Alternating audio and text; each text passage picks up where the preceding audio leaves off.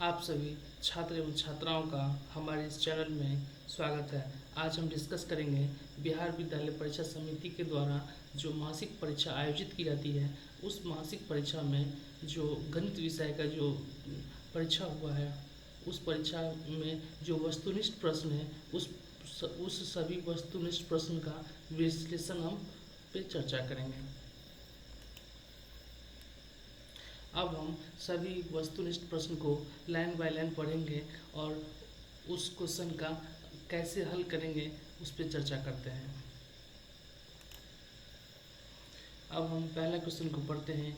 किसी संख्या को 37 से भाग देने पर भागफल और शेष क्रमशः 9 और 19 प्राप्त होता है, तो वह संख्या क्या है? अब जो संख्या निकालने के लिए हमारे पास जो फॉर्मूला होता है, भाज्य बराबर भाजक गुने भागफल प्लस शेष।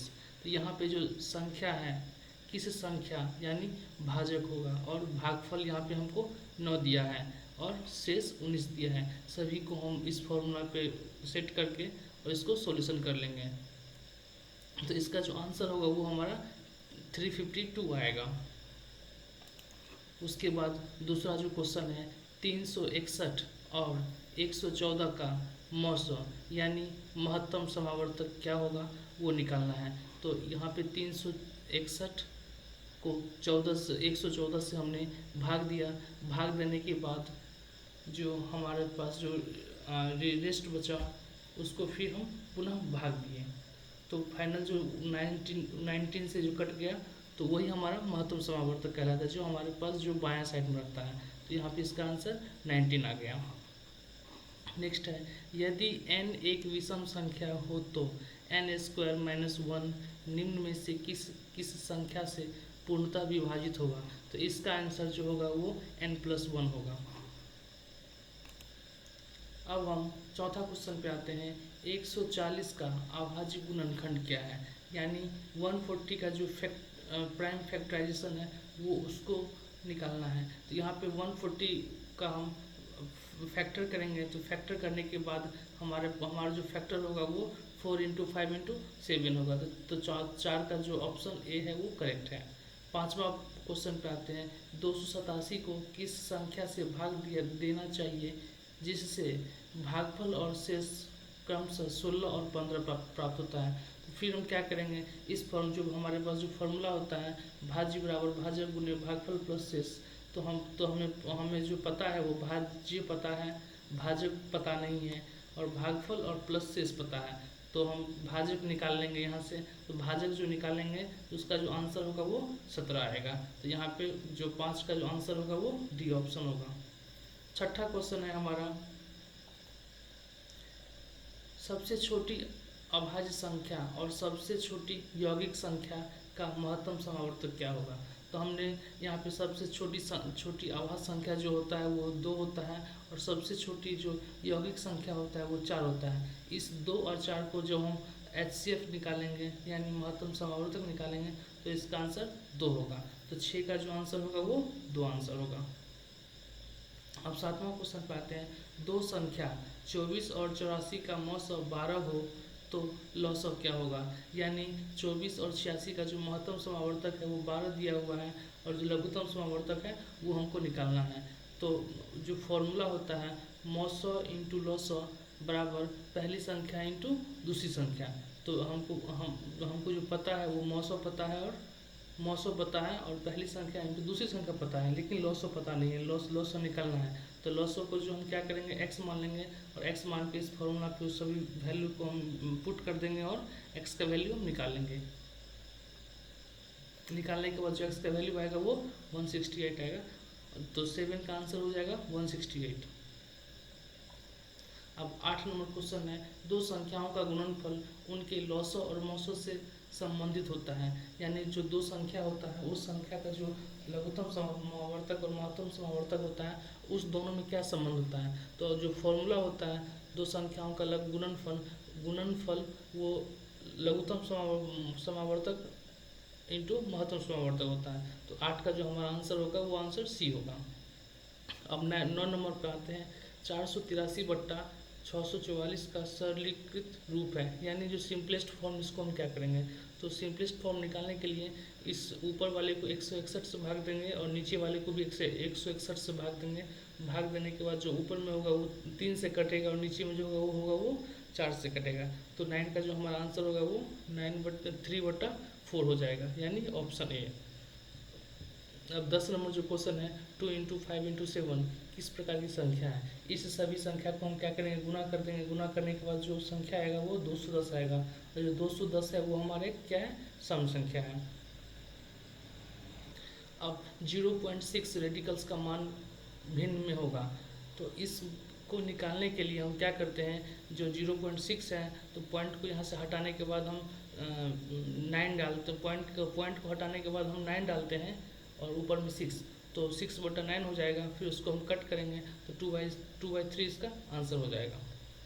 ठीक है। फिर 12 नंबर जो क्वेश्चन है हमारा, इस 12 नंबर क्वेश्चन का जो 0.23 पर जो रेडिकल डाला हुआ है उस पर आते हैं। अब यहाँ पे 0.23 को हम क्या करेंगे, इस यहाँ से दशमलव को हटाएंगे और जो जिस संख्या पे रेडिकल्स डाला हुआ है वहाँ पे हम क्या करेंगे, उसके बदले में 99 हम डालेंगे। यानी जितने संख्या पे रेडिकल्स डाला होगा उसके बदले में हम नीचे में 99 डालेंगे। यानी यहाँ पे 2 संख्या पे रेडिकल्स डाला हुआ है, ऊपर में जो बिंदु दिख रहा है वो, और तो उसके बदले में हम क्या करते हैं, 99 डालते हैं। यानी 2 संख्या पे डाला हुआ है, इसीलिए हम 2 बार 9 डाले हैं। ठीक है, तो हमारा आंसर हो जाएगा 23/99। तो 12 नंबर क्वेश्चन का आंसर बी हो जाएगा। अब 13 नंबर पे आते हैं, √3 किस प्रकार की संख्या है। √3 जो संख्या है वो एक अपरिमेय संख्या है, यानी इरेशनल नंबर है। ठीक है। अब 14वां क्वेश्चन पे आते हैं, निम्नलिखित में से किसका संबंध सह-अभाज्य संख्या से है। तो इस सह-अभाज्य संख्या यानी को प्राइम नंबर निकालने के लिए हम क्या करते हैं, सभी संख्या का जो फैक्टराइजेशन करते हैं, फैक्टराइजेशन करने के बाद इसमें से ये देखते हैं जो दोनों संख्या में कम से कम, दोनों संख्या में जो है ना एक कॉमन है, एक ही कॉमन होना चाहिए। 2 कॉमन है तो वो को प्राइम नहीं होगा। तो इसको सोल्व करने के लिए हम जैसे 18 का फैक्टर क्या क्या हो सकता है, 1 2 3 6 9, फिर 25 का 1 और 5। तो इसमें से दोनों संख्या में क्या है, 1 ही कॉमन है, तो दो जो कॉमन फैक्टर है वो 1 है, इसीलिए HCF जो होगा इसका 1 होगा, इसीलिए यह जो पहला आंसर होगा वो को प्राइम नंबर होगा। अब 15 नंबर क्वेश्चन पे आते हैं, 2 संख्याओं का लॉसव तथा मसव 162 और 27 है, उनमें से एक संख्या 54 है तो दूसरी संख्या क्या है। अब जो हमारे पास फॉर्मूला होता है वो लॉसव इंटू मसव बराबर पहली संख्या इंटू दूसरी संख्या। तो पहले तो हमको पता क्या क्या है, लघुत्तम समावर्तक पता है और महत्तम समावर्तक पता है और पहली संख्या पता है, और दूसरी संख्या हमको निकालना है। तो हम क्या करेंगे, दूसरी संख्या को यहाँ पे x मान लेंगे। x मानने के बाद फिर क्या करेंगे, जो बराबर में है तो उसको यहाँ पे 54 जो है मल्टीप्लाई में है तो 54 को नीचे लेके आएंगे, फिर ऊपर नीचे हम कट करेंगे, तो फाइनल जो मेरा x का वैल्यू आएगा वो 81 आएगा। तो 15 का जो आंसर होगा वो डी होगा, 81। उसके बाद 16 नंबर के क्वेश्चन पे आते हैं, 3 + √3 किस प्रकार की संख्या है। 3 + √3 जो है वो एक अपरिमेय संख्या है, यानी इरेशनल नंबर है। ठीक है।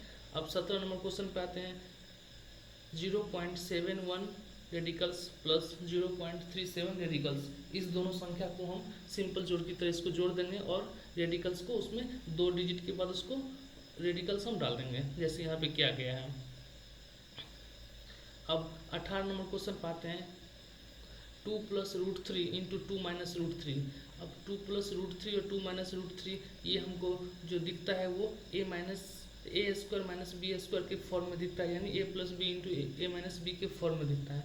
इसको हम क्या करेंगे, फॉर्मूला पे बिठा देंगे और उसको सोल्व कर लेंगे। तो यहाँ पे जो 2 + √3 × 2 - √3 है, तो ये a + b × a - b के फॉर्म में है। तो a को हमने कंसिडर किया 2 और b को कंसिडर किया √3। तो दोनों को जो है दोनों को क्या करेंगे, स्क्वायर हटाएंगे तो क्या होगा, 3 - 4 - 3 तो = 1 हो जाएगा। तो जो 18 का जो आंसर होगा वो हमारा 1 होगा। अब 19 नंबर में आते हैं 2√3 इंटू 3√2 इंटू √6, सभी को हम गुना करेंगे तो 6√6 इंटू √6, तो √6 इंटू √6 कट के 6 हो जाएगा, और 6 पहले तो 6 इंटू 6 इक्वल टू 36, यानी जो 19 का जो आंसर होगा वो 36 होगा। अब हम आते हैं पाई हाई एक, पाई जो है वो एक अपरिमेय संख्या है, ठीक है। अब 21 नंबर क्वेश्चन पे आते हैं, मूल बिंदु के नियमांक होता है, जो मूल बिंदु का जो नियमांक होता है वो 0,0 होता है। उसके बाद 22 नंबर क्वेश्चन है, मूल बिंदु से बिंदु 5,12 की दूरी होता है, तो 5,12 का जो दूरी होगा वो हम निकाल लेंगे √5² प्लस 12 का स्क्वायर, तो सोल्व करने के बाद हमको ये 13 देगा, तो इसका आंसर जो 22 का होगा वो 13 हो जाएगा। अब जो 23 नंबर क्वेश्चन है, बिंदुओं 8,4 तथा 3,6 के बीच की दूरी, तो बीच की दूरी को निकालने के लिए हम दोनों को क्या करेंगे, माइनस करेंगे, यानी x1 माइनस x2 और y1 माइनस y2 करते हैं, तो जो 81 होगा, 8 में से हम 3 को माइनस करेंगे और 16 में से 4 को माइनस करेंगे, उसके बाद फिर उसको स्क्वायर कर देंगे, तो स्क्वायर करने के बाद जो फाइनल जो आंसर होगा वो हमारा 13 इसका आंसर होगा, यानी 23 का आंसर 13। अब बिंदु 2,3 की कोटि क्या होती है, जो बिंदु 2,3 की जो कोटि होती है वो इसका आंसर 3 होगा।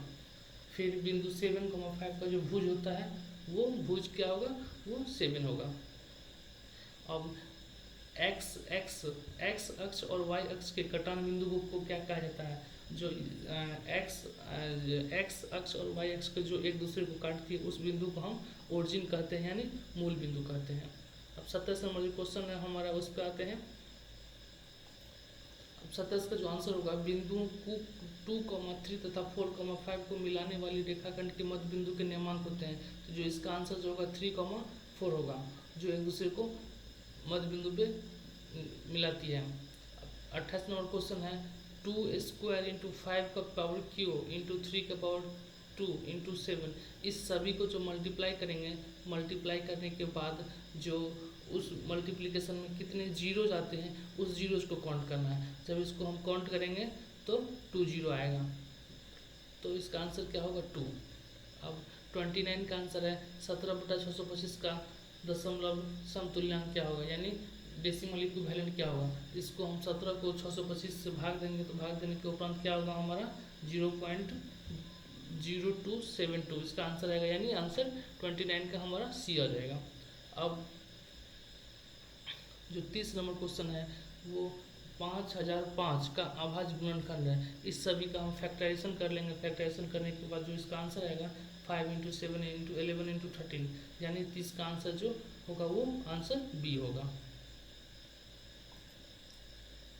आप सभी छात्र एवं छात्राओं को हमारा यह वीडियो कैसा लगा, कृपया अपना राय अवश्य दें। धन्यवाद।